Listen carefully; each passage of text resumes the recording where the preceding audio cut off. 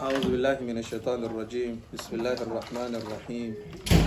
الحمد لله رب العالمين والعاقبة للمتقين ولا عدوان إلا على الظالمين، وأشهد أن لا إله إلا الله وحده لا شريك له، وأشهد أن محمدا صلى الله عليه وآله وسلم عبد الله ورسوله. أما بعد, we thank the Almighty Allah for giving us another opportunity. We thank Him for His mercies that He's bestowed upon us. We bear witness that there is no deity worthy of worship except the Almighty Allah. We also bear witness that the Prophet Muhammad sallallahu alaihi wasallam is His servant and His messenger. Whosoever the Almighty Allah guides is really guided, and anybody who goes astray has nobody to blame but themselves. Alhamdulillah, today is the 8th Jumada Thani, 1444 years after the hijrah of the Prophet Muhammad sallallahu alaihi wasallam. So also corresponds with the 3rd day of January 2023.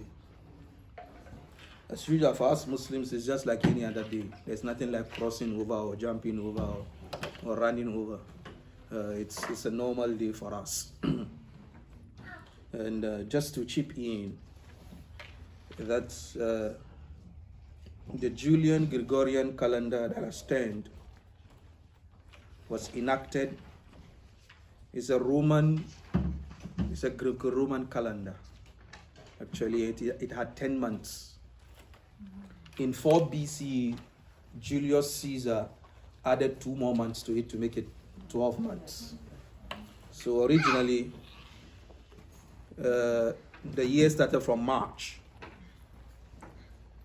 So he added January and February to it, and January was from a Roman idol called Janus that had 2 phases. So one phase was welcoming the new year and the old phase. The other phase was saying farewell to the old year. So they celebrated that on the 31st of December. And funny enough, you find Muslims also joining in that celebration, which is, a pagan festival. May the Almighty Allah safeguard us in our Iman and in our Tawheed. It's not easy. We live in times like this. The last class we spoke about the nullifiers of Wuduu. The previous class we spoke about the type of water one can use, to perform Wuduu. And we said that water should generally have 3 characteristics. That is the taste, the smell, and then the sight.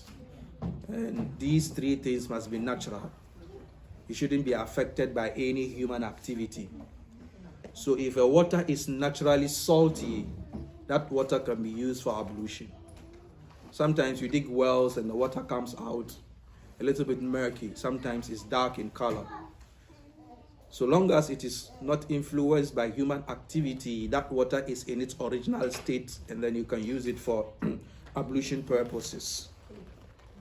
The hadith to support that is the hadith where the Sahaba asked the Prophet Muhammad sallallahu alaihi wasallam that, Ya Rasulullah, we are fishermen and we carry with us our water. If we use the water for ablution, we'll run out of water and then we might be thirsty. Can we use the sea water for ablution or for spiritual cleansing purposes? He said yes. The seawater is clean, you can use it.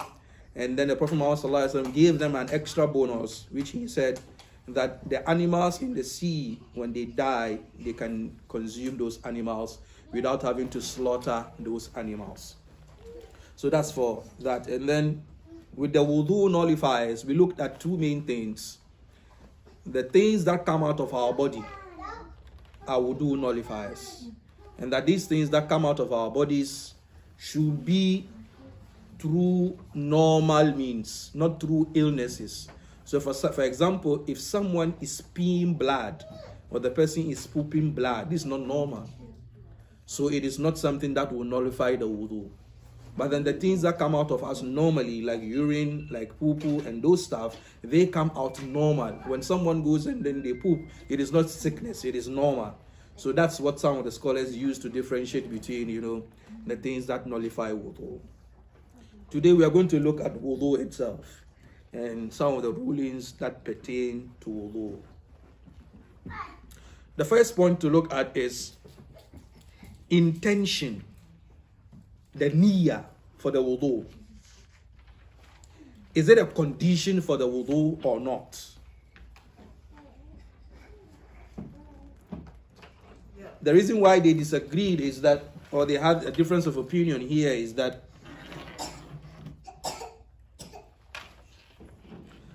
is wudu on its own a form of ibadah, or is just a method of cleansing yourself? Because if wudu is a form of ibadah like salah, like zakat, like sawm, like hajj, you must have an intention that I'm performing the wudu. But if wudu is just a normal way of cleansing to prepare yourself for salah, then the wudu doesn't need a specific form of intention. I hope you get the distinction. So those scholars who said no, wudu in itself is a form of ibadah. It's a form of ibadah. So long as it's a form of ibadah, then you must make an intention before you perform your wudu. But those who see wudu as just cleansing yourself, they don't make intention or niyyah a prerequisite for wudu. And then the niyyah too is not something that you say, I'm intending to do wudu for Salatul Zuhur in the Masjid of Wasatiya. No. An-niyyah mahalluha al-qalb. The niyyah, the intention's place is in the heart. So the moment you pick the water kettle or the moment you go into the washroom to perform the wudu, the intention or the niyyah is already done. So that's the first point. The second point is the scholars differed whether, for example, those who use containers to perform wudu in parts of the world whereby they don't use tap. For us back home, even if there is tap, I prefer to use the kettle or to use the container. So washing your hands first before you dip it into the container. Because there's a hadith of the Prophet Muhammad where he said, إِذَا اسْتَيْقَظَ أَحَدُكُم مِّن نَوْمِهِ فَلْيَغْسِلْ يَدَهُ قَبْلَ أَن يُدْخِلَهَا الْإِنَاءَ فَإِنَّ أَحَدَكُمْ لَا يَدْرِي أَيْنَ بَاتَتْ يَدُهُ. That if you wake up from your sleep and then you're going to perform wudu, wash your hands aside before you dip them into whatever container you're going to perform your wudu with.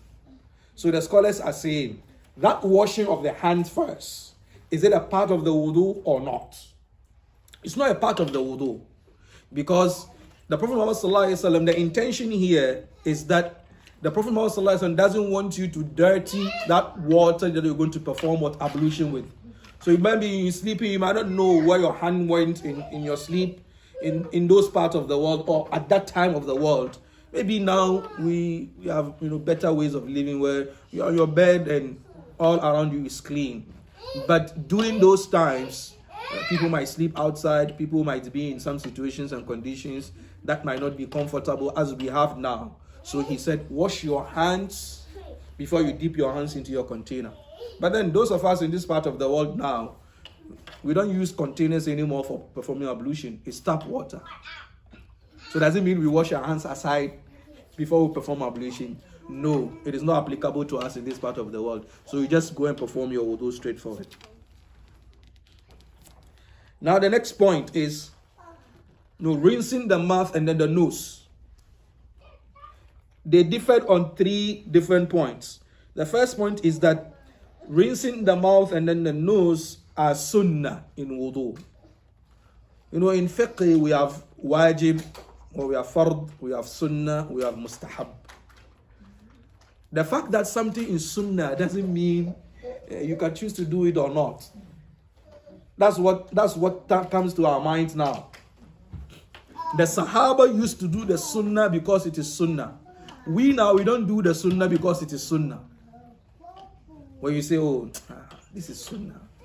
No, this is sunnah. No, don't have that mentality. That is Imam Malik and Imam Abu Hanifa and Imam Shafi'i. They say it is sunnah.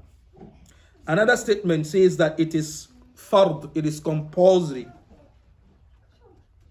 Another statement says that, for the nose is compulsory, but for the mouth is sunnah.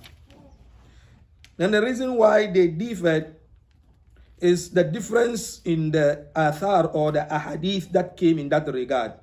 But then, to cut a long story short for you, it is compulsory because the Prophet Muhammad sallallahu alaihi wasallam, anytime he performed wudhu, he never missed the rinsing of the mouth and the nose.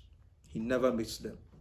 And all the hadith that came describing how the Prophet Muhammad sallallahu alaihi wasallam performed his wudu, all of them came with that the Prophet Muhammad sallallahu alaihi wasallam always, rinsed his mouth and then his nose. There is the hadith where Laqitu ibn Sabra says that the Prophet Muhammad sallallahu alaihi wasallam said, إِذَا تَوَضَّعْتَ فَأَبْلِكْ فِي الْمَضْمَضَةِ وَالْإِسْتِنْشَاقِ إِلَّا أَن تَكُونَ صَائِمًا. If you are performing wudu, try as much as possible to rinse your mouth more than necessary, unless when you are fasting. So if you are fasting, you do it a little bit so that some of the water do not, bypass immigration and go down your throat. So it became something that has been related to us from the Prophet Muhammad sallallahu alaihi wasallam, that he rinses his mouth and then the nose. I don't know the right word for the nose. Do you rinse the nose? I don't. English is not putting the water in the nose and bringing it out. What do the English people call it? I don't know what they call it. I don't know what they call it. And I was I've seen it translated as like sniffing, yes. But it's not like a normal thing. Yes. That wasn't something that. Yes, I think that's the word we can use, sniffing. But even the sniffing, you must bring an adjective there. You are sniffing water. Otherwise, if you say sniffing, someone will think that white powder. We don't want to Allah safeguard us. So that's the third point concerning, sniffing the water and bringing it out and then, rinsing the mouth. And then the idea is rinsing the mouth. Not putting your finger in there to clean it. No. It's mother is rinsing the mouth. It's not putting the finger to what? To clean it, to brush it. That is why the hadith of the Prophet Muhammad sallallahu alaihi wasallam, he said, "Lawla an ashukka ala ummati la amartuhum bis-siwak inda kulli salah." If not for it to be, something difficult for my ummah, I would have ordered them to chew steak and clean their mouth before every salah. The idea is that oral hygiene is something that a Muslim should have. So the Prophet Muhammad sallallahu alaihi wasallam always had with him a toothbrush and then a comb. He was always clean and nice. So it's very, very important as a Muslim, you clean yourself. And then there's also hadith where the Prophet Muhammad sallallahu alaihi wasallam said, if any of you should eat garlic or onions, they shouldn't come to the masjid. Because the same way human beings are being affected by the scent of garlic, the angels are also being affected.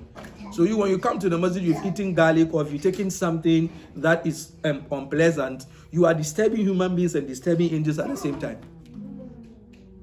So Muslims should always have what? A clean breath. Clean breath. So at Madmada, through my research on this class, I've not seen any scholar say that you put your finger again in the mouth to clean it. No. He says al-madmada. So it means that maybe before wudu, if you're having anything in your mouth, just clean it. And okay, what if in rinsing my mouth I put my finger in there to clean it? There's nothing wrong with that. It doesn't invalidate your wudu. Understand that? But then the original thing is that it is what? It is just rinsing the mouth. Any questions before we proceed? Yes? If someone is uncomfortable to sniff the water into their nose, is that obligatory? Do they have to just touch their nose, or there are other options? No, if the person has some condition, Islam is very, very mindful about conditions and situations. So someone may be sick or have a condition that they put water into their nose is going to be uncomfortable for them. It's not obligatory. Don't forget the hadith of the man who they went to war and then he was struck in the head and then he slept and then he had nocturnal emissions.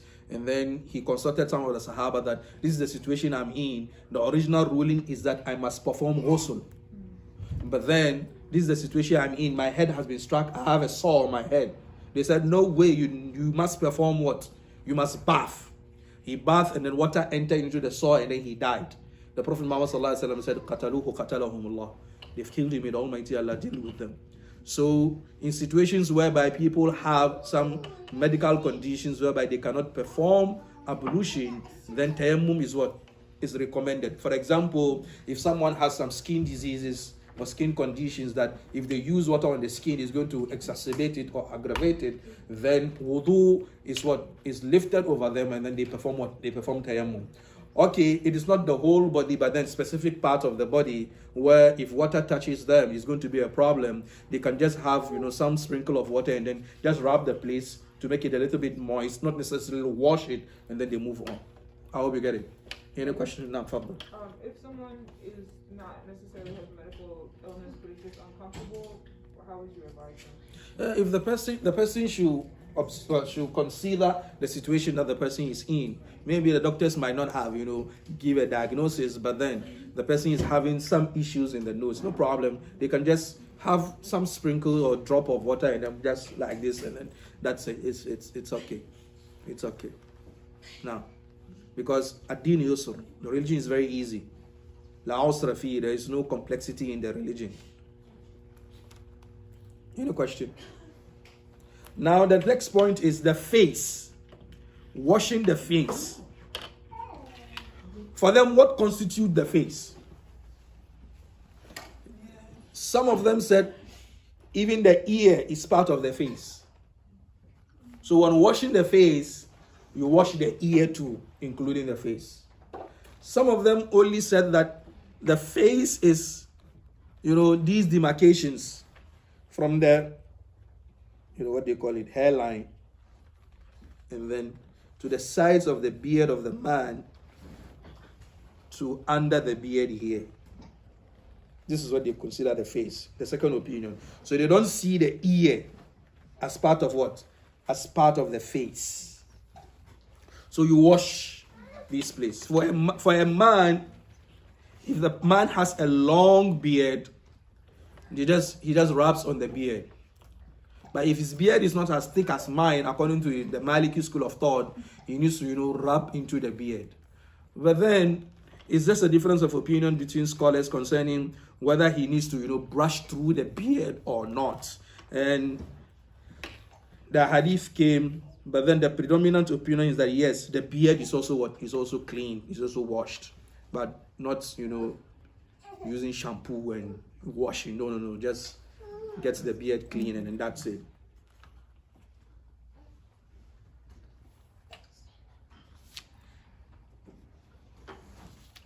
We finish with the face. Now to the hands. They all agree that the hands from the palms to the elbows. But then now the issue is washing the elbow part of wuduu? That's where they differ. If it is washing the elbow part of the wudu, because the verse is wa aydiyakum ila al-marafiq, and then wash your hands to the elbows. In the Arab language, in the Arabic language, ila might mean, the word ila might mean to the place. So I came to the masjid, it can mean that I was in the parking lot. I could say that. Or I came to the masjid, I really entered the masjid. So now the question here is, in the verse of wudu, when the Almighty Allah said ila al-marafiq, does it mean to the parking lot or to the masjid? I hope you get the analogy I'm trying to use. That washing the hands to the elbow. In the Arabic language, the word ila, to, can mean I came to the masjid. It might mean the person only was in the parking lot. And the parking lot is what? Is part of the masjid. Or did she really enter into the masjid? So I can say, I went to the masjid, is that I came and then I entered here. Or I went to the masjid, I came and I was in the parking lot. These two meanings are applicable. But then now, which one is it really being used in the wudu here? I hope you get what I'm saying. You can see your faces as here, as if you're confused. Yeah. In my class, if people are confused, I can see on their faces. It might mean I'm not making sense. Does washing to the elbow mean is the elbow part of it, or if I get to the elbow, that's it. I don't need to include the elbow. So that's the difference of opinion we are talking about. That when the Almighty Allah said, wash your hands to the elbow, doesn't mean wash your hands with the elbow or wash your hands to the elbow too. It doesn't mean that the elbow is in it. That's where the scholars differ. They're using the Arabic language as a gymnastics to get to the required decision.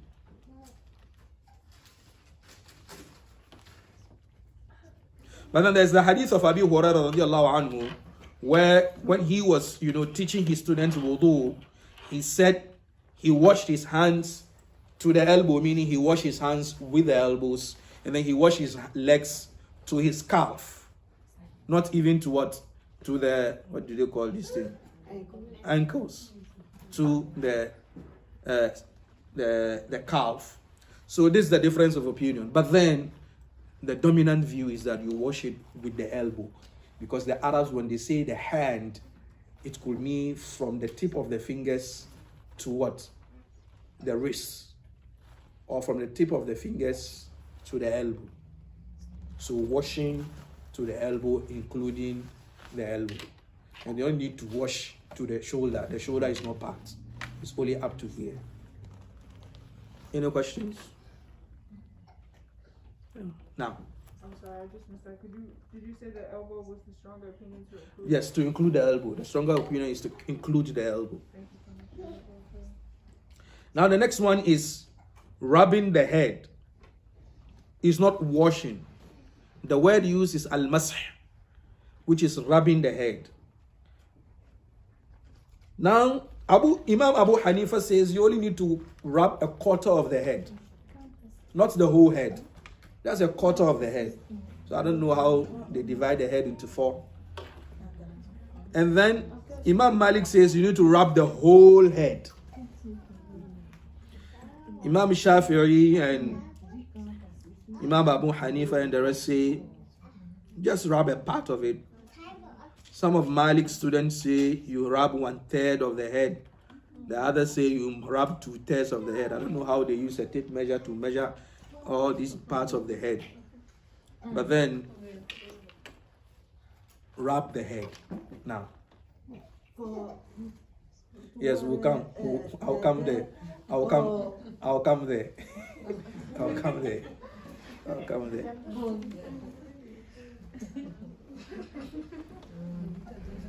So you have water in your hands, and then you rub the head. You from the top to the back and back again. This is 1, 2. Yes, that's it. No. It's rubbing. It's rubbing. It's not washing. It's not cleaning. It's not shampooing. It's just you rub 1 and then you come back.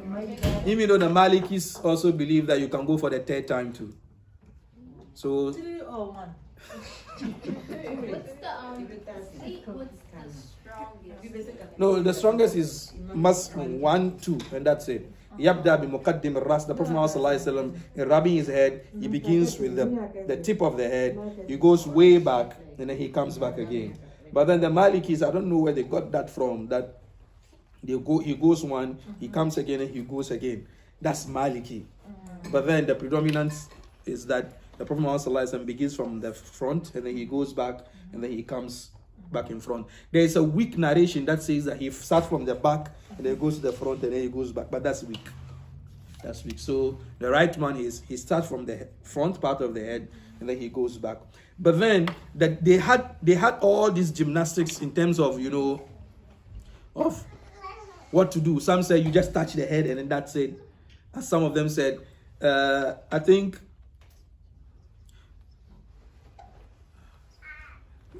some of the scholars I can't remember. In my readings I saw it. I didn't jot it down. He said, rubbing your head 4 fingers is enough. Just 4 fingers is enough. Anything below 4 fingers is not enough. So my mother is trying to check whether she can use 10 fingers. You can use the 10 fingers and go and come back. There's nothing wrong with that. But anything below 4 fingers, for some of them, or 3 fingers, is not enough. And the problem is that it's all based on the usage of the Arabic language. Last time I said the scholars differ, and then I gave some of the reasons that they differ. Sometimes in the usage of the Arabic language, for example, like we said in the word ila, is it ma'iya or is it ila al-ghaya? Is it to the place or is it including the place? And then here to famsahu biru'usikum, then clean biru'usikum. I don't know how to translate it in English. Then rub with your heads or rub your heads, or there is harf there is something that has been omitted. So it's just the Arabic language, and on only this they spoke for almost a page or so. The next point is, what if I have a turban? You know, sometimes you, the women, you have your turbans, the men also have the turban.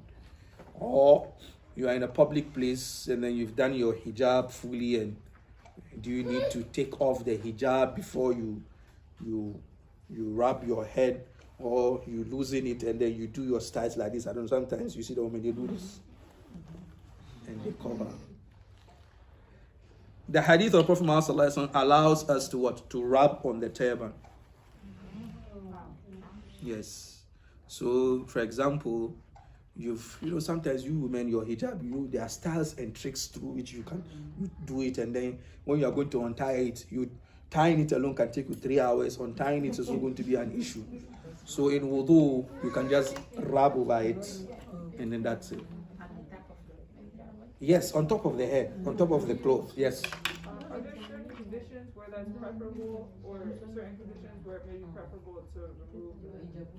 No, it's the Prophet Muhammad sallallahu alaihi wasallam. The scholars talked a lot about this. That is rubbing the head, rubbing the imama, rubbing the turban. That Masjid is there. Are there no conditions attached to it? The only condition they spoke about is when they use, rubbing the socks or the hoof as an analogy. But then he didn't specify whether you are on travel or you are home or no. So long as you've had that tied onto your head, and then it's a form of dressing. Even for the men, you tie your turban and then you rub it upon your head.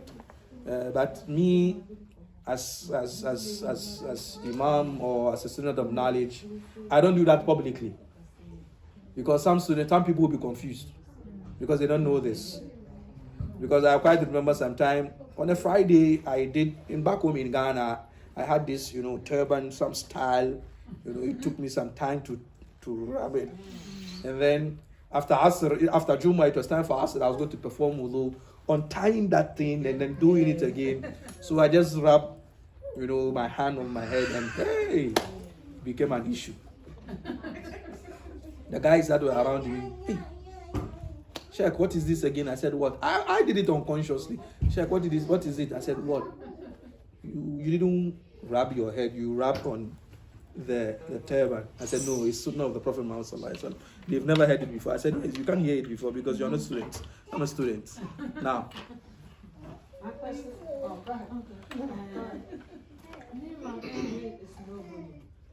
It's time for prayer, you travel in car. Je comprends français un peu. Tu comprends français? Un peu. Tu es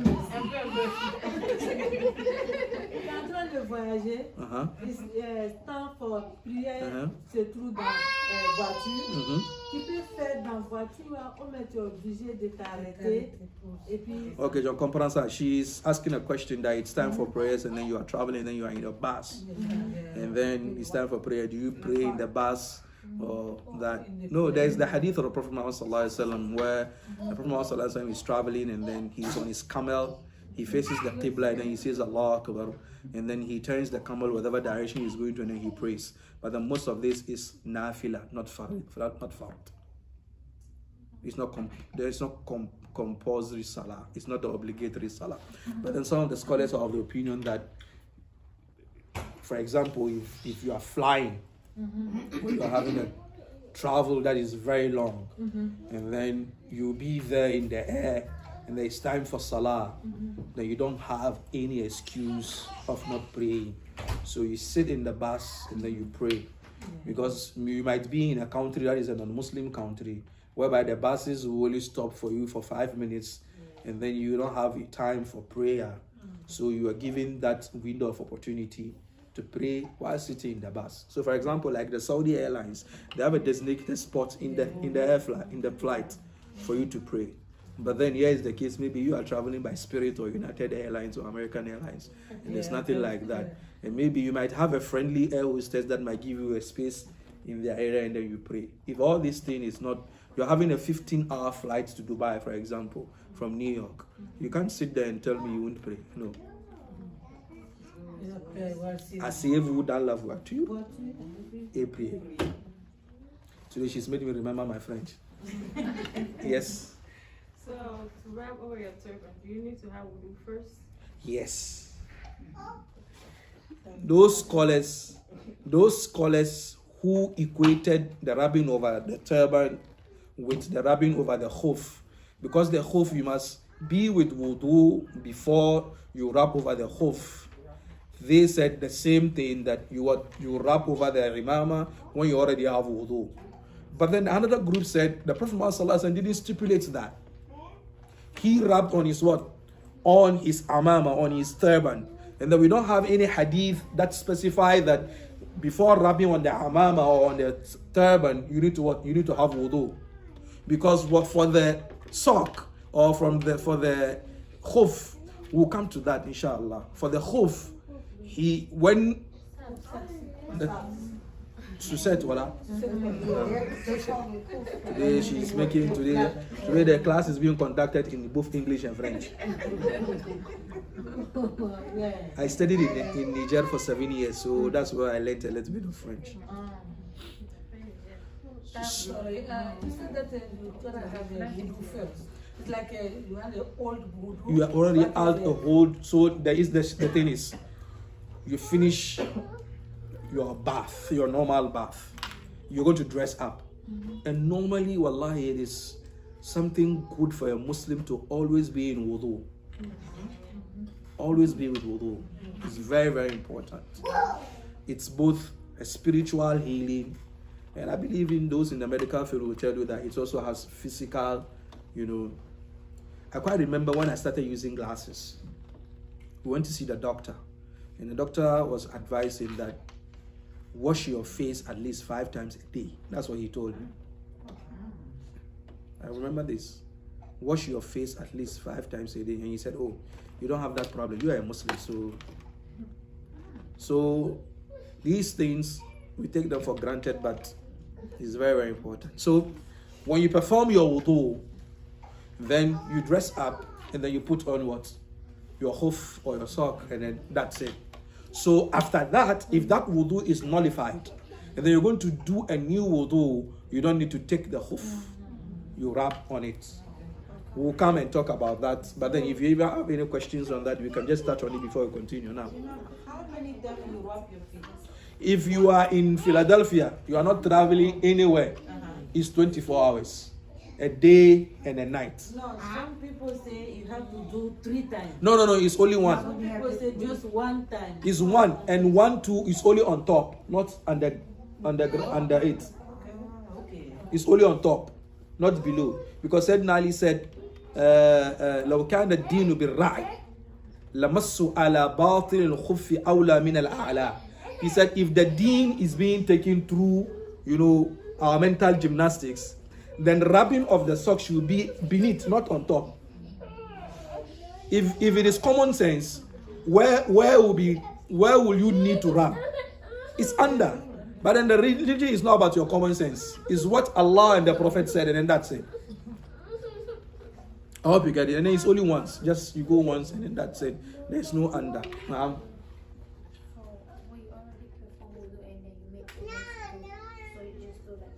That's it. You don't go under. Just one. You don't take the socks off.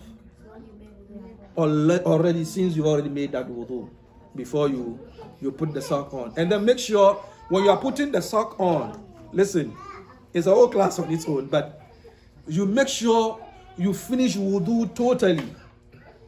You finish the wudu totally. So it's not like you wash right leg and then you put the sock and then you wash left leg. No. Because the hadith said the Sahabi who came to help the Prophet Muhammad perform the wudu was going to take the sock off the Prophet Muhammad and then he said, La tanza'huma laqad adkhaltuhuma tahiratayn. Don't take them off because I entered them both in clean state. So the scholars in interpreting the hadith, they said that the Prophet Muhammad meant that you wash both legs before you put on what? The socks. So you don't wash one, you wash one, then that rule is not applicable. But you make sure you wash both legs before what? You put on the sock. That way, the right leg and the left leg will have entered the sock when they were what? They were all clean. But then if you wash the right leg and then you put on the sock, at that time, the left leg has not been washed, and then it's not what? It's not applicable. Okay? Now.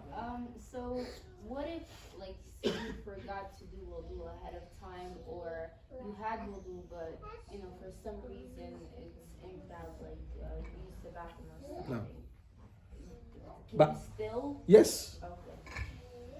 When you do your wudu and then you put on the sock, and then you go about doing your normal day-to-day activity, and then there's a need for you to use the washroom. Use the washroom. When you're performing your wudu, you wrap the sock. You don't need to take it off. Because the Prophet Muhammad said, those who are in the city, you are not traveling, you are in Philadelphia, you wrap the sock for what? For 24 hours. Those who are traveling, you'll be given what? 3 days. So if you are traveling, you can put on the sock, perform your wudu, and then in the 3 days you only wrap. You don't need to what? You don't need to take the sock off unless there is a need for you to have, the spiritual bath. Then obviously you need to take off what? You take off the sock. But if there's no need for you to have the spiritual bath, you maintain what? The sock, inshallah.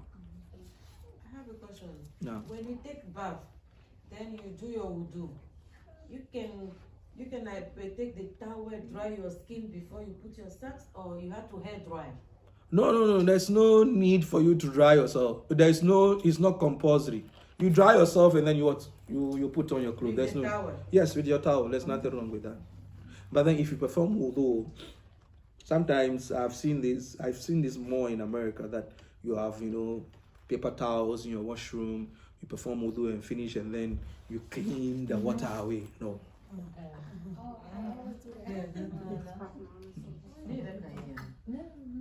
Leave the water on you. Yes, leave the water. Even if it's at home, leave the water on you. There is barakah in that water. Don't clean it. What if you take a shower and No, if you take shower, that's a different whole thing. If you take shower, you are preparing, and then in your shower, you took your wudu and everything, you come up to dress, that's a whole different thing.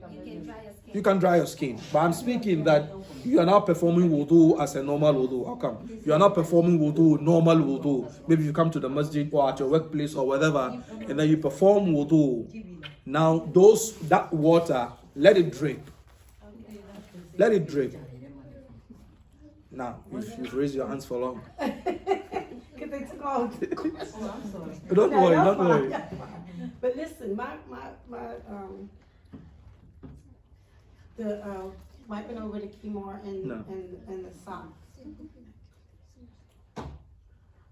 I know you can wipe over the socks and everything, and it goes for 24 hours. No. Once you break your wudu and the socks come off, or your hijab come off, you cannot put that hijab back on to make wudu, right? Let me repeat your question if I really understand it. That is, for example, you've put on the sock originally, as how we say it, and then now the wudu is invalidated, and then you take off the sock, right? And then you now put it back again for a new wudu. No, the sock must always remain on. The moment you take the sock off, that ruling is what? Is over unless you start all over again. Right, and then your 24 hours start all over again, right? Your 24 hours start all over again. Because it's Yawm wa Layla. The Prophet said day and a night. Right. So yes. Any other question? Yes, I think my sister here is there.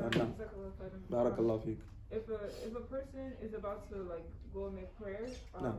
and they're going to be like wet from Wuduu when they put their head on the floor. Is that a situation where they should dry themselves off before they go to make the salat? I don't get it. Come again, please. So like if they're like their head's gonna be wet, so it's like, is there like things from the ground are more likely to stick to their forehead? Should they dry themselves off? Yes, they can dry themselves, and then when I say don't dry yourself after wudu, I'm not saying that is compulsory. No. All I'm saying is that the Prophet Muhammad sallallahu alaihi wasallam, when he performs his wudu, normally if the water is too much, he just wriggles his hands like this. The water to have a reduction of the water that is on his body. He didn't wipe the water off with any towel or any paper. The other thing is that don't forget that when you're doing wudu, as you clean yourself and the water drips off your body, it's also a sign of what? The cleansing of your sins of your body. Okay? It's a cleansing of your sins of your body. Don't forget the hadith of the Prophet Muhammad sallallahu alaihi wasallam where he said, if one of you has a pool, the Prophet even spoke of a swimming pool. Ya Rasulullah. He spoke of a swimming pool. If one of you has running water in front of your house, and then you wash into it every day 5 times, will you still have dirt on your body? He said, never, Ya Rasulullah. He said, it's like these 5 daily prayers. If you pray them on time and stuff from wudu and stuff like that, it is like a washing of what? Of your sins of your body. So, I'm not saying if you wipe it off your body, you don't get that blessing. I don't know that. But I'm saying that the sunnah is that you let the water itself, dry on your body. Sometimes I perform wudu, I go to the masjid and say, Imam, you're still wet. I say, yes, leave it. Can I have a question? Now, further. Yeah, like when you take a shower, like you take your bath in the bathroom. No. Sometime after your bath, you take your wudu. So you have to come out and wipe yourself with the towel first before you perform the wudu, or? No, anything you do, it's okay. For that, it's okay. All I'm saying is that this point of not wiping yourself after wudu, it is something which is preferable. It's something which is recommended. It's not compulsory. So you take your normal bath. If you choose after taking your normal bath and then you use your towel to wipe yourself, you come and perform your wudu, no problem. You take your normal bath, you perform your wudu, you use your towel, you wipe yourself off, no problem. There's nothing wrong with that. All I'm saying is I'm just encouraging us to let the water itself dry on our bodies if we have wudu. It's a recommendation because there's a lot of benefit in there. Almighty Allah safeguard us. Any other question?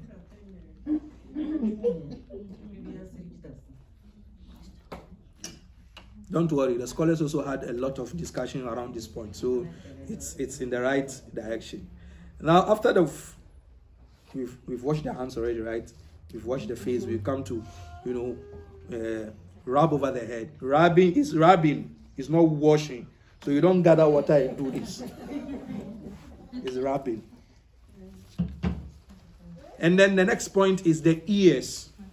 As we said earlier on, some of them said the ear is part of the face. So in washing the face, you wash the ears. But no, the right opinion is that after rubbing the head, you clean the ears. Now, do you bring in new water to clean the ears, or the water that you use to rub your head is enough for you to clean your ears? The water that you use to rub your head is enough for you to clean your ears. If your ear is so dirty that you need to wash it, then you need to have a bath, not wudu. Not wudu, you need to bath, not wudu. Not wudu. And Almighty Allah safeguard us.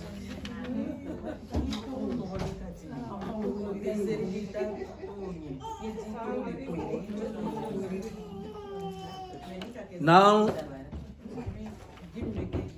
the next point is washing the leg. Now we have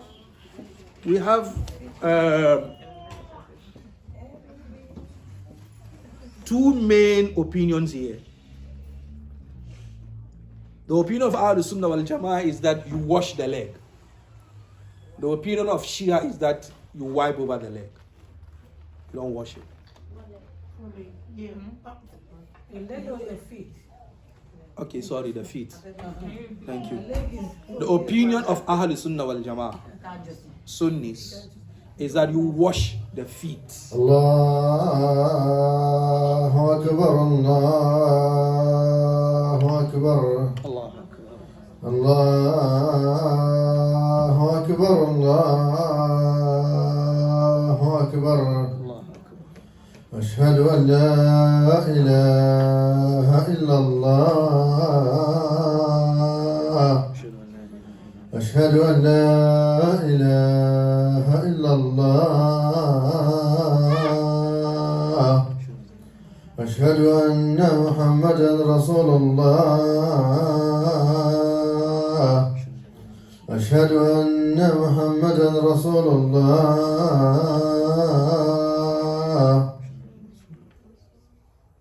حي على الصلاة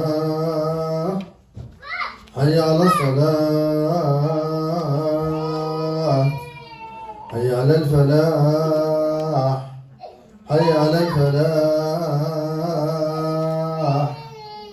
الله أكبر الله أكبر لا إله إلا الله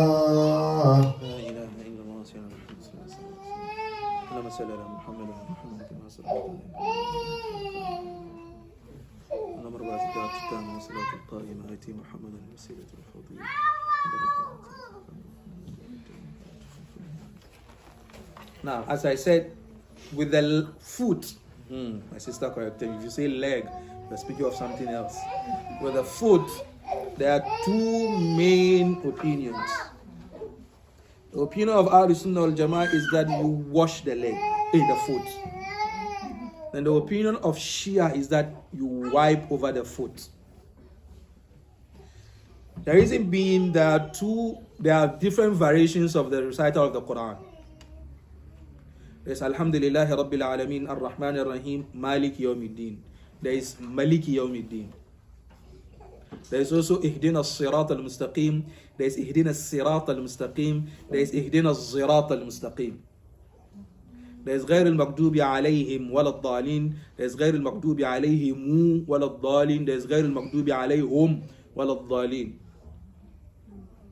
And you find them in also in different verses too, like that.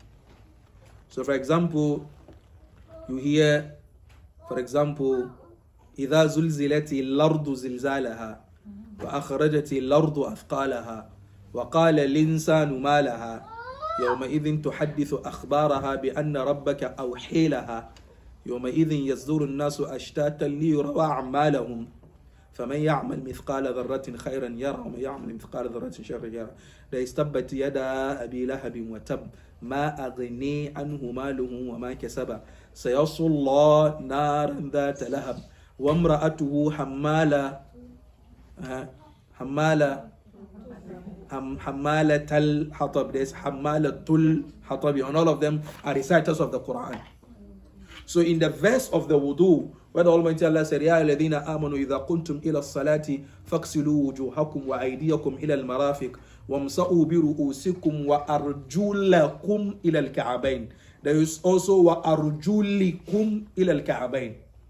If you say أَرْجُلَكُمْ, it means wash. If you say أَرْجُلِكُمْ, it means what? Rub, depending on the long verse of the ayah. Maybe Sister Alia will take you through that Nahu and Sarf another time. But then, this is where the difference stood from. But then, the opinion is that the Prophet Muhammad sallallahu alaihi wasallam, in all the hadith that we received concerning his wudu, he always washed the foot. He always washed the foot. We've never even had a weak hadith where the Prophet Muhammad sallallahu alaihi wasallam, rub on their foot. But then there is rubbing, but then the rubbing is what? On the sock and not what? The foot. So you might hear Shia, they rub on the foot, and then they will bring you all forms of hadith. They even tell you Imam al-Tabari in his tafsir, Ibn Kathir in his tafsir, and stuff like that. Ibn Kathir and Imam al-Tabari, what they did was that they brought different opinions. so that you as a student of knowledge, you know that yet there are different opinions, and not because they support those opinions. It is a long discussion, but I think that's enough. You wash the foot to the ankle. Now again, as we said with the hand, is the elbow part or not, is the same thing. Is the ankle part or not? The ankle is part. Sadaqallah al-Azim. Now I think we finished with wudu, and I think that's okay. That's enough for the time that we've spent now. I'm sorry, did you mention the socks that have to go above the ankles? The sock, yes. Okay. The sock too is the same thing. The sock is a whole class on its own, and then there's also, the spiritual bath, the reasons and stuff like that, but maybe another time, inshallah. Sister Alia is here, so. Quick question. When you say above the ankle, is that for like wudu or prayer or? No, wudu. Wudu, that they said is the end point just before the ankle, or the ankle is included. That's what they mean with ila. Is it Maria or is it ilal ghaya? That's what they mean. So it's the same thing with the elbow, as we said earlier on. Is it washing the hand to the elbow or washing the hand with the elbow? It's the same thing. Washing the foot to the ankle. If you say to the ankle, means that the ankle is not a part of it. But when you say washing the foot with the ankle, then you bring the ankle into it. But then the predominant opinion is that you wash with what? With the ankle. You wash with the ankle. But then Abu Hurairah sometimes when he performs wudu, he performs up to the calf here, up to the shin. Yes, Abu Hurairah. But that is Abu Hurairah's understanding. We are not obliged to follow that, since the Prophet Muhammad stopped at there. And Abu Hurairah, his reason was that the Prophet Muhammad said, on the day of Qiyamah, our part of wudu is going to be our torchlight on the day of Qiyamah. So he wants more light, so he is washing up there. So that's Abu Hurairah's understanding. So it's subjective to Abu Hurairah. But then what the Prophet Muhammad thought was that you go to what? Up to the ankle. Now. Okay. Question going back to the socks. Now. The socks have to be for them to wipe over above the ankle, or it could be below the ankle. The socks should cover the ankle. The socks should cover the ankle. So if you have some of these half socks that you're wearing, it's not up to standard. So you should cover the ankle. So when you rub it up here? Yes. So from the instep, from the instep of the foot to the toes. Just rub it. That's it. You rub it. That's it. No, from the top down, not from there up. From here, right? Yes, from the instep, from the like this. But you wipe down? Yeah? Yes, you wipe down, not up. Really? Yes. Yeah, yes.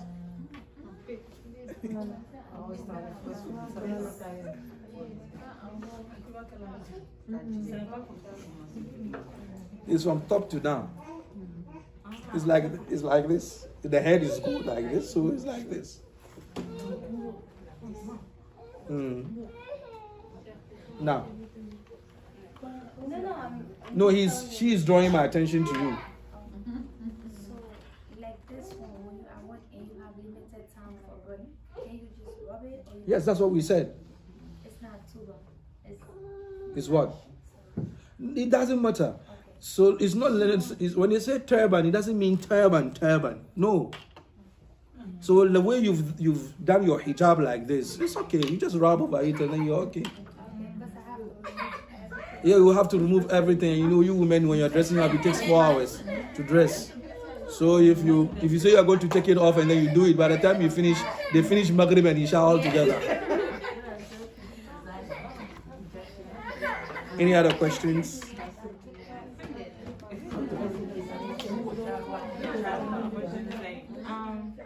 About the travel part, right? No. You said when you're traveling, you can combine your prayers. Yes.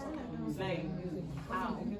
They said when you are traveling, you can combine your prayers. Yes. What he says is that you combine Zuhur and Asr at the same time, which is you pray Zuhur, you finish right at the same time, you get up and then you pray what? You pray Asr. And since you are traveling, you've been given, the bonus of what? Reducing the Salah. So the 4 Rak'ah Salah become 2, and that's it. So Fajr still maintains 2. It's not reducing, so you reduce Fajr 2. No. Fajr remains 2.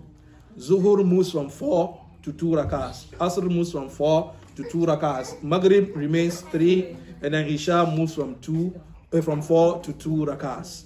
So you are traveling. But then the scholars also stipulated a condition that traveling is not a traveling where you are going to what? You are going to disobey the Almighty Allah. He said if the traveling is for you looking for your halal, but then the halal is also a halal means. Let me give you an example.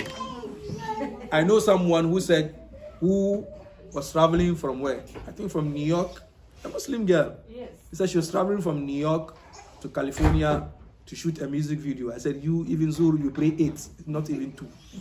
You pray 8. Because you're going to shoot a music video for what? So the traveling should be a traveling that is what? That is a halal travel. You're traveling for a wedding is part of birr, which is, kinship and strengthening your kinship ties. Yes. So I know with traveling is also a distance. Like some people say, for example, if you're going from Philadelphia to New Jersey, that's a limited amount of miles. What's the correct amount of miles that you can? There is no stipulated amount of miles when it comes to traveling to do qasr. The Prophet Muhammad sallallahu alaihi wasallam moved from his masjid to Zul Hulayfa, and then in Zul Hulayfa he performs qasr. And Zul Hulayfa in the masjid is how many miles? So it's just difference of opinion between scholars that some said 40 miles, some said 80 miles.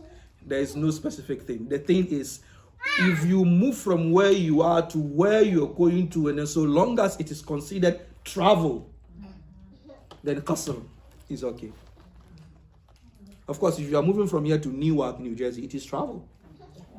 Okay. It is travel. I hope you get it. So any journey that is considered travel is what? There's qasr in it. And then there's no stipulated number of days too. It's only in the Madhab Maliki that he said 3 days. The Prophet Muhammad sallallahu alaihi wasallam spent 20 days in Tabuk and then he was doing qasr. Ibn Umar went to Syria and he was praying qasr for 6 months. This is a classroom. We only say this in the classroom. I say it outside. So there's no stipulated time of day. There's no exact stipulated time, miles. Anything that is considered a journey, qasr is in there. And then so long as you'll be considered a visitor there, for whatever you are going there to do, then you do qasr. Because Ibn Uthaymeen was asked that someone moves from Yemen to Saudi Arabia, Mecca, as a student, and then the academic year is 9 months. He said yes, he can perform qasr for all those 9 months because he's still a visitor there. He's not he's not a muwatin, he's not muqim, he's not a citizen. Like if you travel every day to work, but your job is like about hour 20 minutes. Is the place where you work from where you are, is it considered a journey? If it is considered a journey, then it's still qasr. But if it is not considered a journey, then, for example, they say the city of London, you can travel in London from one part, whether from East London to West London, you can travel for about 50, 60, even 70 kilometers. Is Philadelphia that big? Going to Northeast, like I used to go to school there in that country. It took me like an hour in the hour something. Yeah, because I used to travel from here to Northeast is an hour 10 minutes. From here to is the Philadelphia. Wow. So Northeast all the way. So now the issue is that since you are in Philadelphia, and then that is another part of Philadelphia, will you be considered as a visitor there or not? Is it part of your job? I'm asking, the issue is, it's part of Philly. Yes. You are still in the city. Okay. You are still in the city. Okay. So you are not, it's not considered a travel. Even though maybe traveling from, let's say for example, traveling from here to another part of Philadelphia will be farther in terms of mileage than traveling from Philadelphia to maybe somewhere in Delaware here. But then traveling from here to Delaware is considered journey. It's a journey. But then it might be smaller number of miles as considered from what? Traveling in Philly from one point of Philly to another point of Philly. That is why the mileage is not something that is what? That is used. If in the custom or tradition of the people, it's considered a travel, it doesn't matter the mileage. You perform what? You perform custom. So if you are traveling, if you are moving from, South Philly to North Philly and you are traveling for an hour and an hour and a half, you're still in Philadelphia. You're still in the city. So it's like from one city to another. Yes. I think the Imam will come out soon, yes. So when you rub your tube, you have to do the ear too, right? Yes, as for the ear, you do the ear. You have to open it. Yes, as for the ear, because you can get access to it. And now. Come again? What if in the process of getting to your ear, your hair was gone? You have to do everything. No, if through getting access to your ears, you're going to expose your hair, then no, just rub it. Because don't forget, your hair is aura. You're not supposed to expose your hair. Your hair is aura. And the female natural. You see, there is also this point that even in the female bathroom, you don't need to be exposing yourself. You don't. Let's not confuse that. Oh, since you are all females, then no. If there are sensitive issues or sensitive parts of the body, it's your private business. So I don't encourage that since we are all women, so I'm taking my hair off. Yeah, you've come. Okay. Thank you very much. Our Sheikha is back, so we're going to take a break. But don't worry, anytime you need us, inshallah. We also had some suggestions between the imam would be able to do something like once a week as well. I think it would be good. Things go back. What do you guys think? Okay, we'll think about it, inshallah. We'll think about it. At least I believe, It would be good. inshallah. We'll think about it and